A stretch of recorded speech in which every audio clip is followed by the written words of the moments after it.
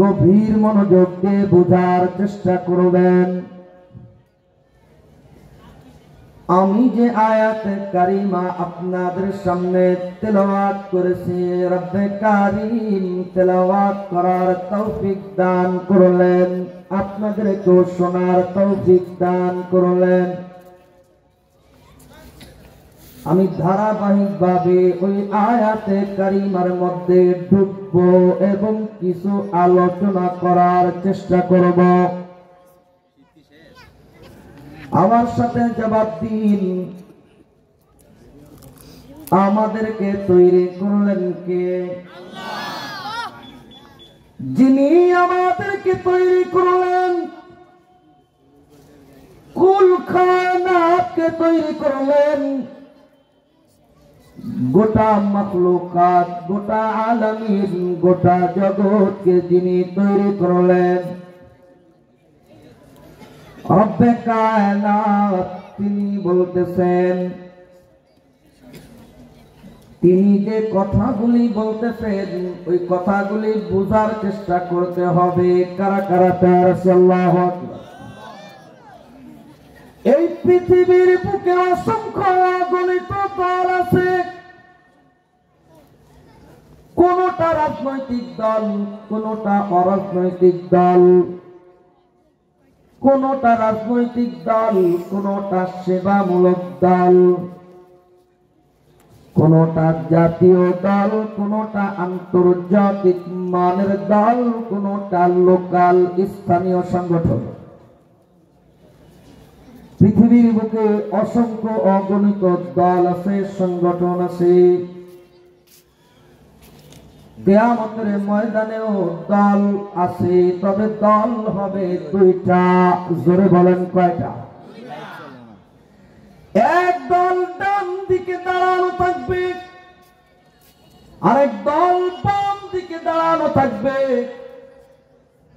যেই দল ডানপন্থী হবে ওরা হলো নিরপরাধীদের দল, যেই দল বাম দিকে বামপন্থী হবে ওরা হলো অপরাধীদের দল। কিয়ামতের ময়দানে দল হবে দুইটা, এক নম্বর নিরপরাধীদের দল, দুই নম্বর অপরাধীদের দল। যারা ডানপন্থী নিরপরাধীদের দল, এদের জায়গা হবে জান্নাত। সুবহানাল্লাহ, আরো জোরে করুন না সুবহানাল্লাহ। যারা ডানপন্থী নিরপরাধীদের দল, এদের জায়গা হবে জান্নাত। যারা বামপন্থী অপরাধীদের দল, এরা হবে জাহান্নামী। বলেন না নাউজুবিল্লাহ। আল্লাহ তাবারাকা ওয়া তাআলা নিজেই বলতেছেন, ফারিকুম ফিল জান্নাতি ওয়া ফারিকুম ফিস সাঈর। একদল জান্নাতের মধ্যে যাবে, আরেকদল জাহান্নামের মধ্যে যাবে। কে বলতেছেন? আরো জোরে বলেন, কে বলতেছেন? রব্বে কায়নাত, तमाम मखलूकातेर खालिक जिनी, आसमानेर मालिक जिनी, जमीनेर मालिक जिनी, गोटा कायनातेर मालिक जिनी, জান্নাতেরও মালিক যিনি, জাহান্নামেরও মালিক যিনি। রব্বে কায়নাত বলতেছেন,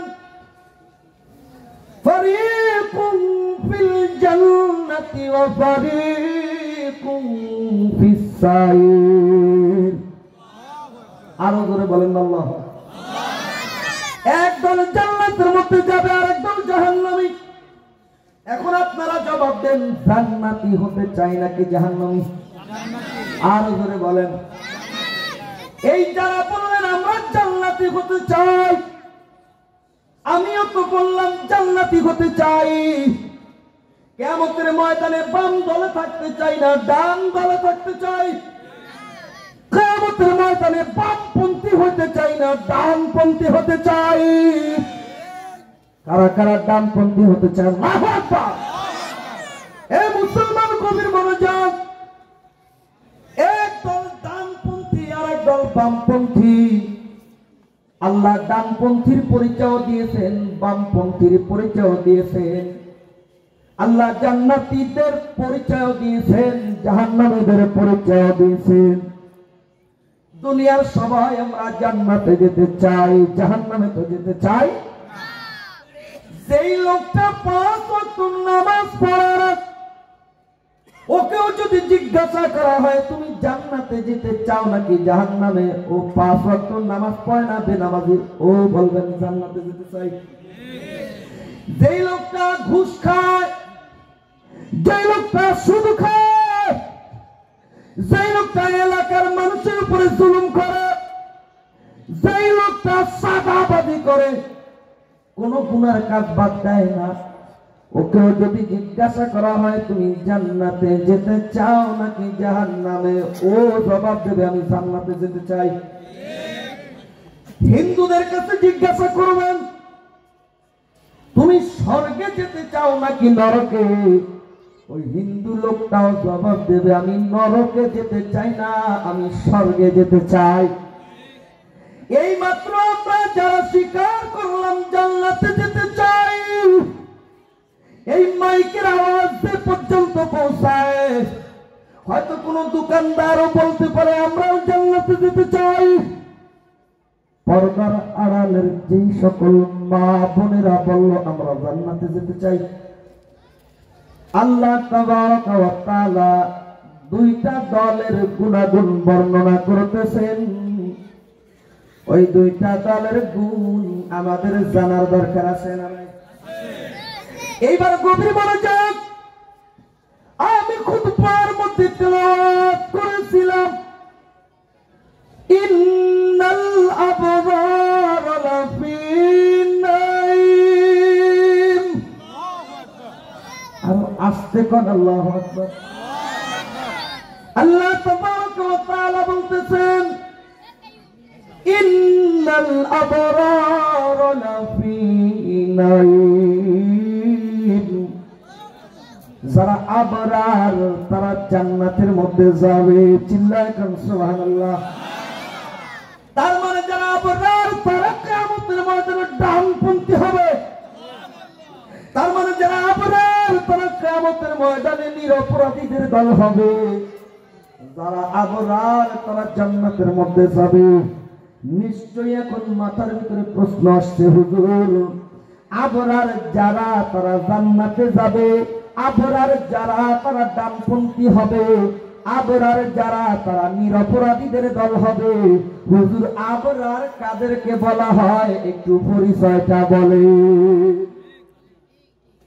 এ মুসলমান, কোন আগুর বাগুর আলোচনা করা আমার প্রশ্ন।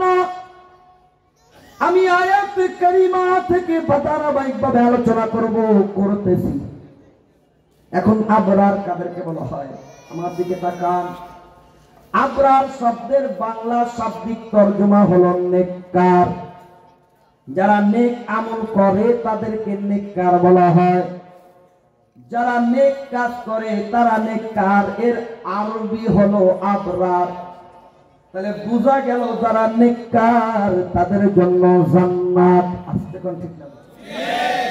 যারা নেককার, যারা নেক আমল করে তাদের জন্য রয়েছে জান্নাত।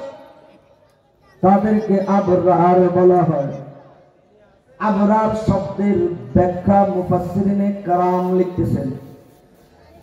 তাফসীর ইবনে কাসীরের মধ্যে স্পষ্ট করে আবরার শব্দের ব্যাখ্যা বিশ্লেষণ করা হয়েছে।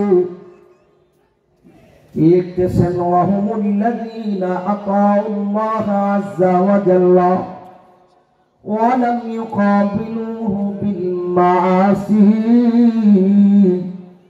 আবরার হলো তারা যারা আল্লাহর বিধান মেনে চলে কিন্তু আল্লাহর নাফরমানি করে না। কন্যা সুবহানাল্লাহ। তাহলে আবরার হলো তারা, জোরে বলেন, মেনে চলে কাকে?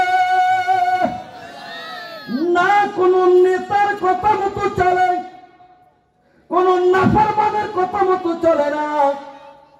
দুনিয়ার কোন গান্দা নেতার কথা মতো চলে না, চলে তো কার কথা?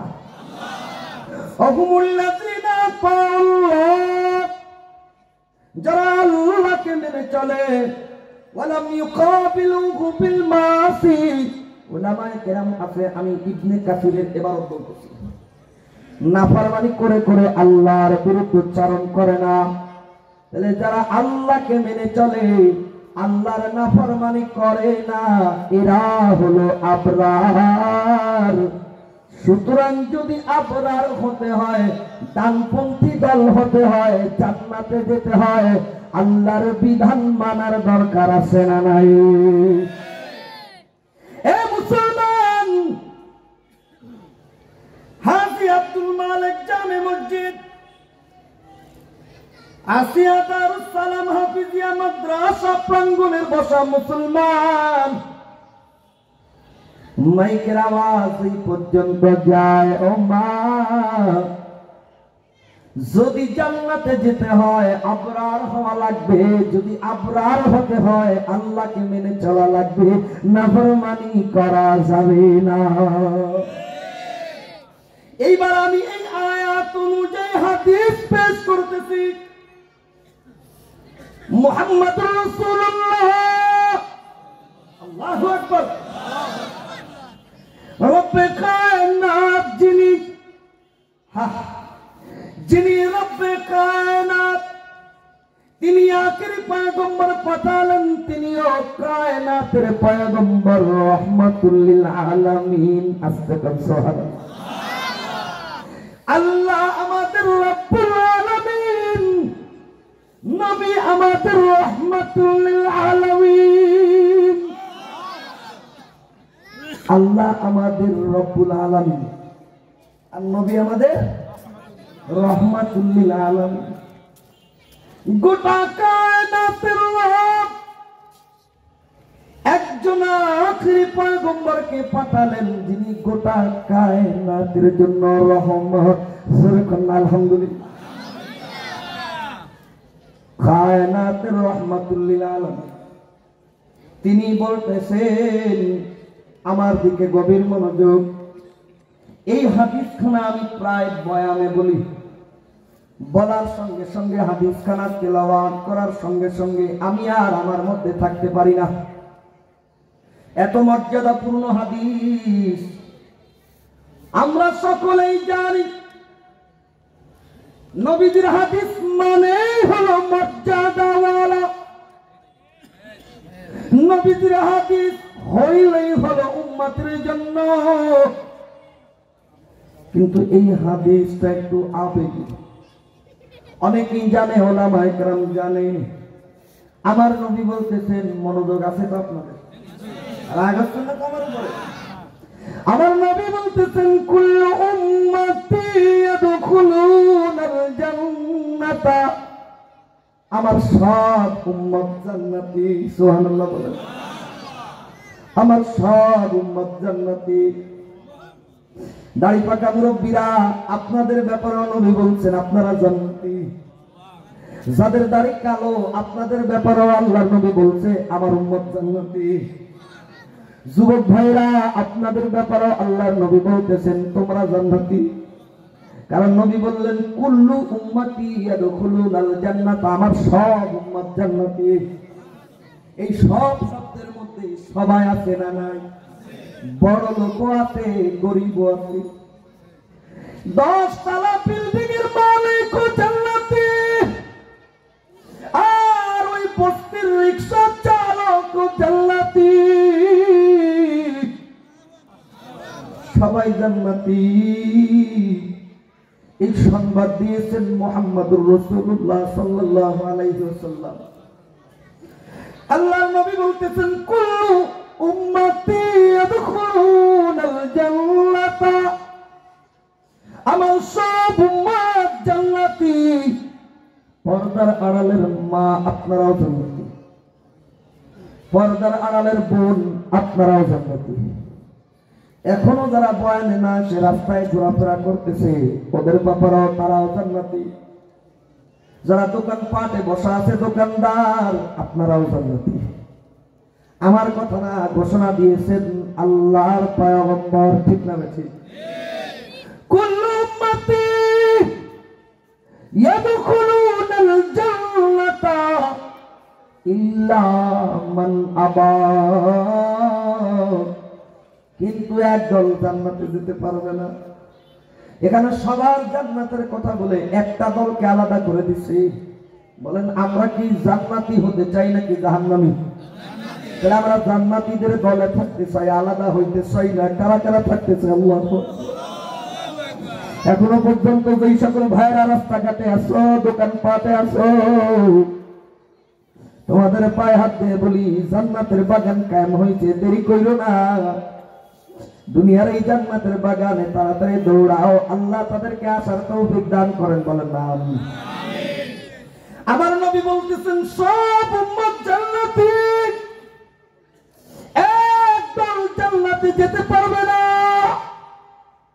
সাহাবায়ে কেরাম প্রশ্ন করলো, ওগো পয়গম্বর, যে দলটা জান্নাতি হইতে পারবে না ওই দলের পরিচয় কি? ক্বালু ওয়া মান আবা ইয়া রাসূলুল্লাহ, আবার যারা তারা জান্নাতে যেতে পারবে না তারা কারা, তাদের পরিচয় কি? আমার নবী বলতেছেন, আমার দিকে তাকান, মনোযোগ আছে তো ইনশাআল্লাহ? কোরআন সুন্নাহ ছাড়া কোনো ফাও কথা বলতেছি? আমার নবী বলতেছেন মান আতানি দাখালাল জান্নাতা, জোরে কন্না সুবহানাল্লাহ।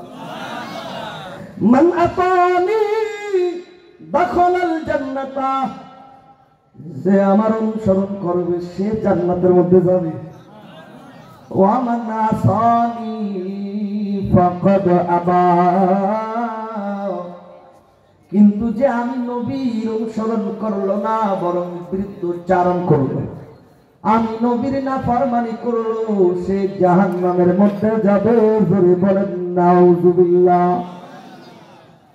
তাহলে এতক্ষণের আলোচনা দ্বারা আমরা বুঝলাম নেককার যারা আবরার তারা, আর আবরার তাদেরকে বলা হয় যারা আল্লাহ আল্লাহর রসুলের কথা মতো চলে, আল্লাহ এবং আল্লাহর রসুলের নাফরমানি করে না। এ মুসলমান, যদি আবরারের খাতায় নামটা লেখাইতে হয়, কারা কারা তৈরি? আল্লাহু আকবার। আবরারের খাতায় নাম লেখাইতে রাজি আছি তো ইনশাআল্লাহ? যদি আবরারের খাতায় নামটা লেখাইতে হয় তাহলে আজকে থেকে নিয়ত করেন, মানবো কাকে? আল্লাহ এবং আল্লাহর রসুলকে মানবো, আল্লাহ আল্লাহর রসুলের নাফরমানি ছাড়বো। কারা কারা তৈরি? আল্লাহু আকবার। এই মুসলমান, কিন্তু আমাদের অবস্থার দিকে একটুখানি দৃষ্টিপাত করলে দেখা যায় আমরা চাইতো আবরার হতে, চাইতো জান্নাতি হতে, চাইতো নেককার হতে, চাইতো ডানপন্থী হতে, কিন্তু কাজ সেগুলো করি একটাও তো জান্নাতিওয়ালা কাজ না। এই আয়াত, যে আয়াত আমি এই মাত্র তেলাওয়াত করলাম, ইন্নাল আবরার লাফি নাঈম, এই আয়াতের পরের আয়াতে আল্লাহ বলতেছেন ওয়া ইন্নাল ফুজ্জার লাফি জাহিম, গুনাহগার বদকার পাপাচার যারা করবে তাদের স্থান হলো জাহান্নাম। নেককার হলে জান্নাত, বদকার হলে জাহান্নাম। নেককার হলে জান্নাত, বদকার হলে জাহান্নাম। সিল্লা বলেন নেককার হব নাকি বদকার? এ মুসলমান, এবার আপনি একটু হিসাবটা মিলান। ও মুসলমান, রাগ করেন না, আমরা তো আপনাদের হিংসায় কোনো কথা বলি না। আপনাদেরকে তো আমি চিনিও না, আপনাদের এলাকায় কোনোদিন আসিও নাই, আপনাদের বাড়িতে তো কোনোদিন এক গ্লাস পানিও খাই নাই, আপনাদেরকে তো আমি চিনি না। কথা বলতেছি তো কার জন্য? নেককার হব নাকি বদকার? কিন্তু আমাদের অবস্থা কি দেখা যায়? এক নম্বর কাতারে নামাজ পড়ে, খেয়াল করেন, মসজিদে 1 নম্বর কাতারে বছরে বছরে চিল্লায় যায়, মাসে মাসে 3 দিনে লাগায়, হক্কানি রব্বানি পীরের দরবারে যায়, পীরের মুরিদ বলেন আলহামদুলিল্লাহ। কিন্তু চাচা যান, আপনার ব্যাকগ্রাউন্ডটা চেক করে দেখা গেল সব সম্পত্তি নিজের নামে লিখে নিয়েছেন, বোনদেরকে ঠকাইছেন। বোনের শরীক ফাঁকি দেওয়া হাজি গাদি আছে না নাই? আবার হজে গেলেন, আবার হজে 4-5 বার হজ করে, উমরা করে, এরকম হাজি আছে না নাই? আলহামদুলিল্লাহ, আরো করার তৌফিক দান করেন বলেন আমিন। কিন্তু সাফাদান রাগ করতেছেন নাকি? আপনি জুম্মার দিনে প্রথম হজ করতে আসার সময় একটা টুপি আনছিলেন, হাজি রুমাল আনছিলেন, ওইটা মাথায় দিয়েছেন। দ্বিতীয় হজ থেকে আসার সময় একটা জুব্বা আনছিলেন, ওইটা গায়ে দিয়েছেন। তৃতীয় হজ থেকে আসার সময় একটা জায়নামাজের পাটি আনছিলেন, ওইটাও হাতে বাঁধাই নিছেন। চতুর্থ হজে আসার সময় একটা তসবিহ আনছিলেন, ওইটাও হাতে নিছেন। সব কিছু নিয়ে আপনি মসজিদের 1 নম্বর কাতারে বসে আছেন চাচা যান।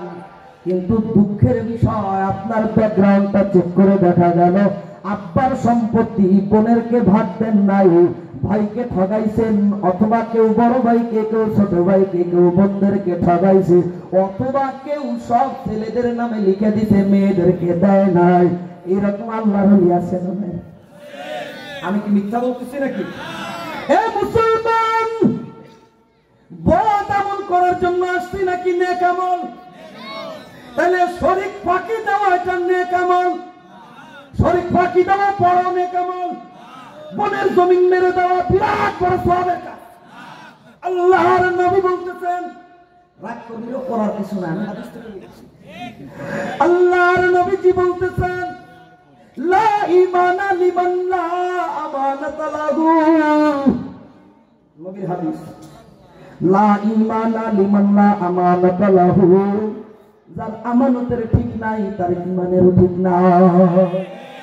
তুমি বোনের আমানত নষ্ট করে মসজিদে সিজদা দাও, তুমি বোনের আমানত নষ্ট করে হজ করতে গেছো, হজ তুমি পরে করো, উমরা তুমি পরে করো, বোনের জমিন মারিছিস আগে ফেরত দে। সারা জীবন বোনের জমিন মেরে খাইছো, ভাইয়ের জমিন মেরে খাইছো। তোমার অর্থ আছে, সম্পদ আছে, ক্ষমতা আছে, বল আছে, বলের বলে, অর্থের বলে তুমি বোনকে ঠকাইছো, ভাইকে ঠকাইছো।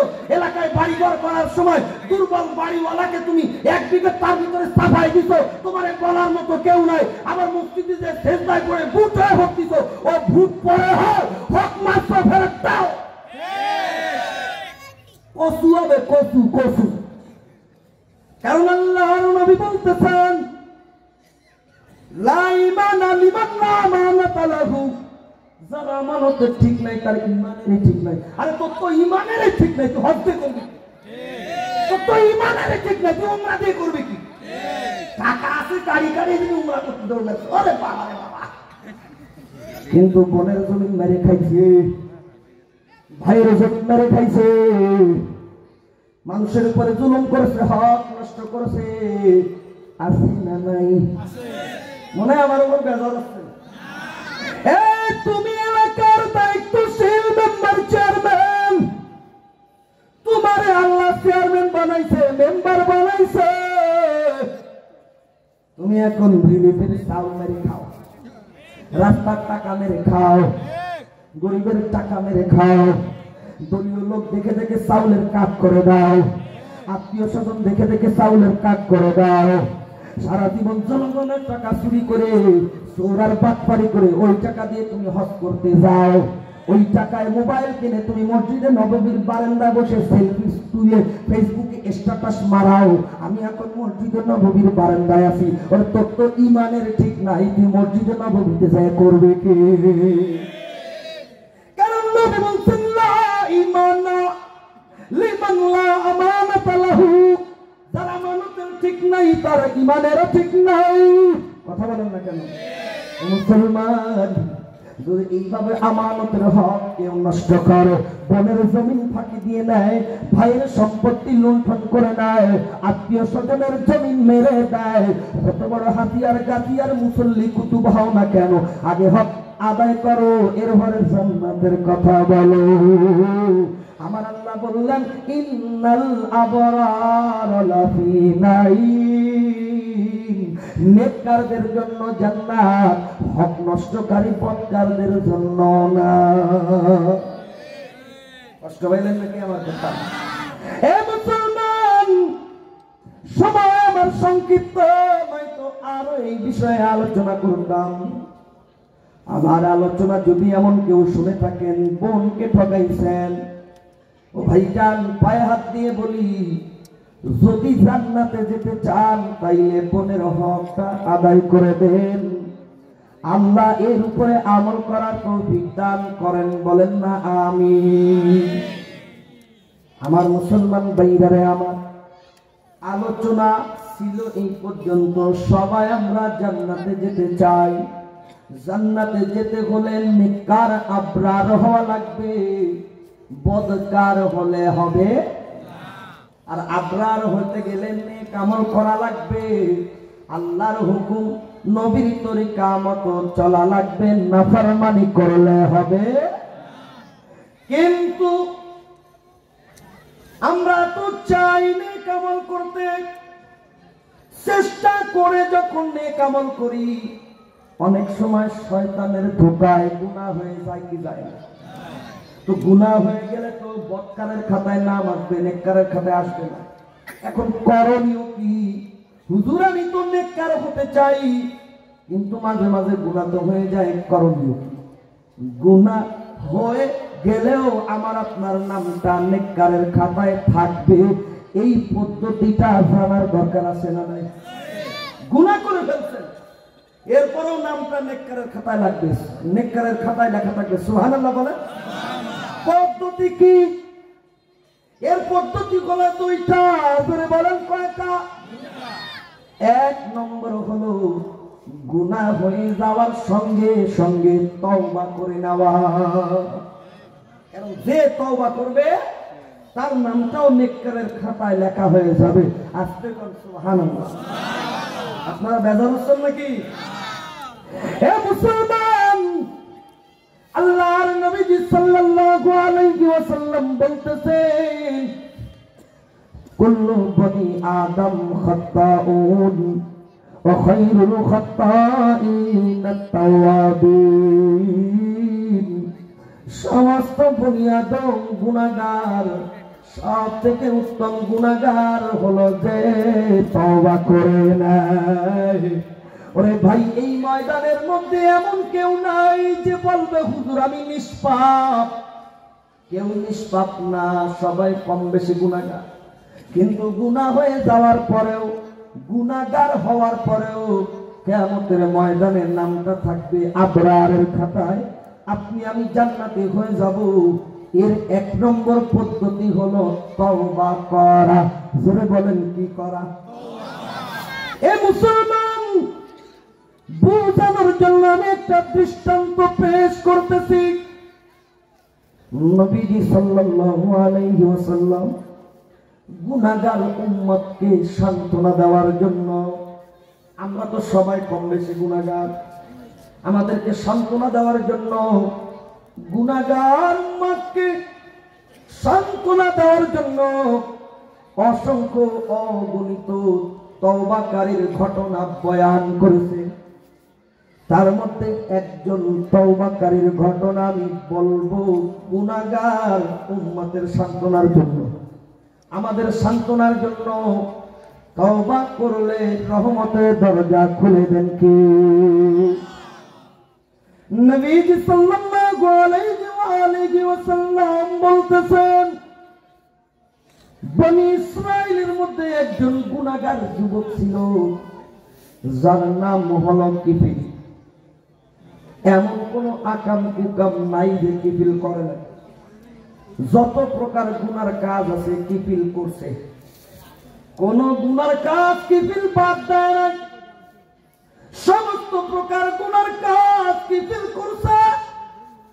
এই কিফিল একদিন এলাকার একটা সুন্দরী মেয়ে, আপনারা মনে কষ্ট করছেন, রাগ হচ্ছেন, তুমি আমাকে কিছু টাকা দিনার দিরহাম ঋণ দাও, আমি পরবর্তীতে কাজ করে তোমার টাকা পরিশোধ করে দেব।